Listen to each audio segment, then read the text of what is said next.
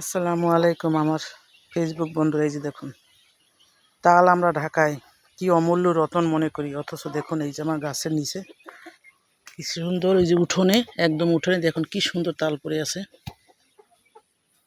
অনেক তাল, ওদিকে আমি আরও ফেলে দিছি। এই যে তাল গাছ একদম আমার উঠোনে, এই যে এখানে তাল গাছ, তাল গাছে অনেক তাল আছে। এই যে উঠোনে যে এখানে 3টা পড়ে আছে, এই যে পরে কালো হয়ে আছে। অনেক তাল গাছে, অনেক তাল হয়েছে। ভেবে যদি আপনাদের জুম করে দেখাই, ওই যে দেখুন,